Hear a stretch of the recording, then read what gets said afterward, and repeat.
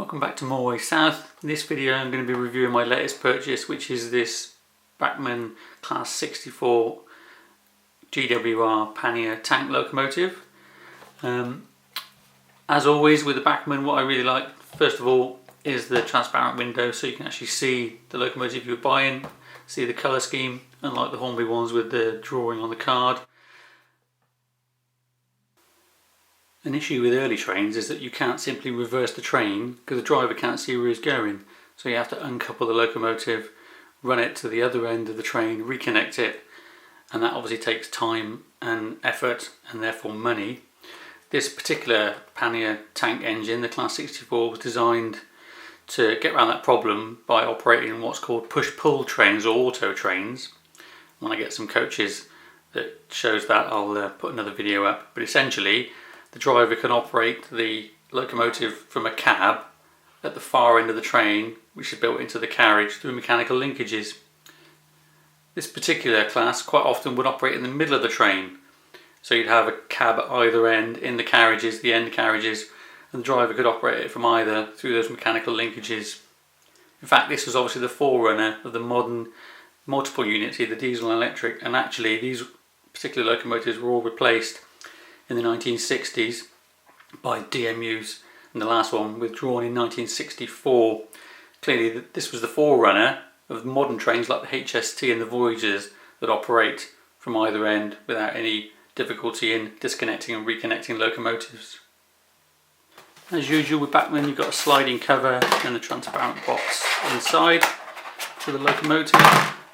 Another sliding cover holding all that together. We've got our accessories here, which is the pipe work, brake pipes and couplings.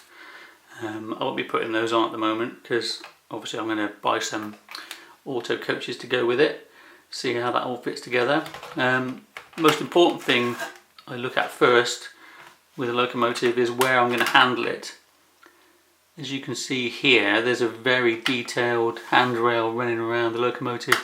If I were to pick it up like this, then I would squash that and probably break it, so I need to look at it carefully and see where I'm going to handle it.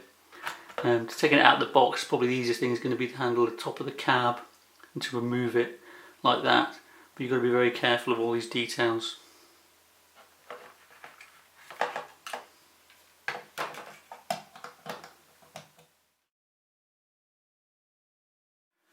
Running in before fitting a DCC chip, according to the instructions, should be done for an hour in each direction at a moderate speed. So I'm going to start that now.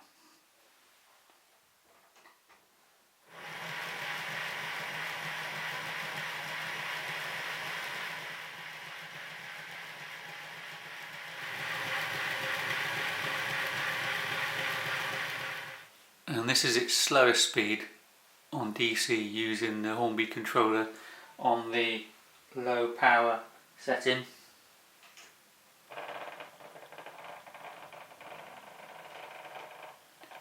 It's obviously been geared for low speed work.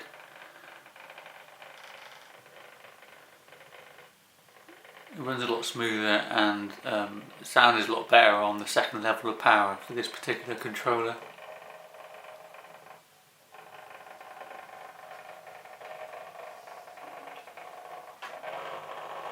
As you can tell from operating backwards, I'll just turn it up a bit. It's very noisy.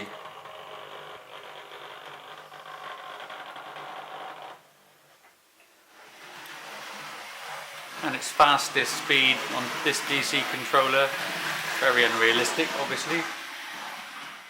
Now that the run-in is complete, I'm going to fit the chip. For that I'm using this Pico servicing kit, which is a foam cradle to allow the locomotive to sit upside down in safety. This kit not only comes with a foam cradle but also some cleaning tools, which I haven't used, for operating power to the wheels to allow them to turn while cleaning with a brush. As I said, I haven't actually used that. What it does have as well, very useful, is some Pico power lube oil, more on that later, and this foam cradle to allow the locomotive to sit upside down safely to work on the bottom undoing the necessary fixings to get inside. While I'm on the subject of Pico, if you're ever in South Devon, it's definitely worth a visit to Picorama in Beer, where Pico are based. There's a shop there that sells all their gear plus other manufacturers' products like Hornby, Bachmann, Metcalf. There's also some amazing layouts, really detailed work at different eras as well, and also what I found really useful, one of the layouts has the different stages of construction, which give you an insight into how they've been built. So the power loop I mentioned earlier from Pico, I find that really useful when locos have been in storage for a long time. When they come out they don't run smoothly, so I can use this because it's plastic friendly to lubricate all the gearing and the mechanisms. I find the hole in the top produces too much oil. You only want to add a tiny bit to gears and fixings and couplings. So what I do is empty some into this plastic here, which has got an indentation in it, and I use this bit of wire just to add the oil to anywhere that needs lubricating. Information sheet that comes with this locomotive talks about the running in are already done, talks about a minimum of second radius curves, how to remove the body shell using the 2 screws underneath, and fitting of the DCC decoder, which is a 6-pin one. Also information about lubrication and fitting of the add-on extra parts that were attached to the plastic case. On the back there's a construction diagram showing all the individual parts and details about where to fit the DCC plug. Exposing the motor for fitting of the DCC plug is really simple. Just removing this front coupling, which is an NEM coupling, and then undo the 2 screws here, and the whole body just lifts clean straight out. The DCC decoder required is a 6-pin version. I bought this one from Hatton's, and fitting it is simply a case of removing the DC plug and then simply placing this one into the socket. And there's plenty of space for it, and it's a very simple fix. Whilst running in and lubricating this locomotive, I noticed that it's a bit jittery on startup. You can see it there. And then what I noticed was that the actual motor here is actually moving, and not just moving as in pushing the engine along, but actually the body's moving, because it appears to be only connected at either end. At the end where the gearing is, and at the other end where the rotor arm comes out. But the central body section is not fixed in place, and you can see it moving. And there is in fact a tiny gap underneath the motor, so I'm going to pack that out with some card and see what effect that has. So with this piece of card inserted, slow running is much improved.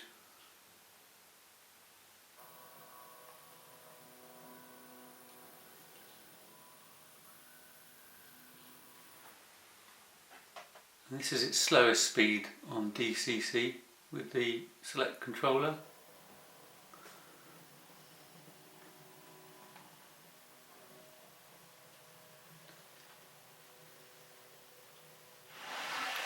And its fastest speed on DCC.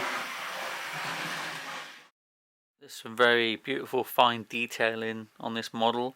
The little gold whistles on the top, the filler caps for the water tanks, all the lettering, the numbering is all really beautifully applied.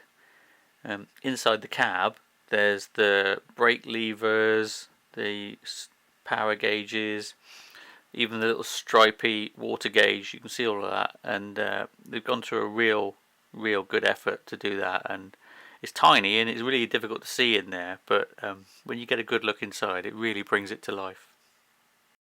And as I described earlier, the rail that runs around the tanks and also the handrails for the driver and fireman to get up into the cab are all finely detailed. You've got to be very careful handling this, but the level of detail is beautiful. It's really good. A couple of things I would have liked to see on this locomotive is working buffers. That's quite common with Bachmann models. and opening doors, which is probably more common on Hornby models. Not something you do a lot, but it's nice to have it, especially when you're spending this kind of money. One issue that has come to light since I bought this is the particular Hatton's DCC decoder. It turns out it's not compatible with the Hornby Select controller I'm using, although the paperwork within the decoder says it's fully supportive. When I then went back to the website and had a look, there was a note on there saying it's not compatible. The only aspect that shows itself is that you can't renumber the locomotive, so the default numbering of number 3 is fixed. Everything else seems to work fine. I can set acceleration and deceleration rates and it runs lovely. It's just I can't change the numbering, so at the moment this is going to be my number 3.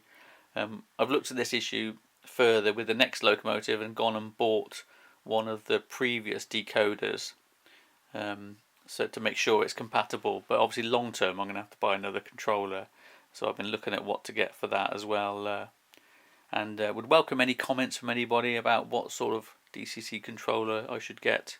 Any recommendations and advice would be gratefully received. Whilst I was at Peakorama, I picked up this Loco crew, which is a loco, fireman and also a guard, and I've managed to get them carefully inside the cab with a little bit of glue on their soles of their feet, just to put them in position. There's just enough room to get them in there and you can just about make them out inside, and that's a nice little finishing touch for this beautiful little locomotive.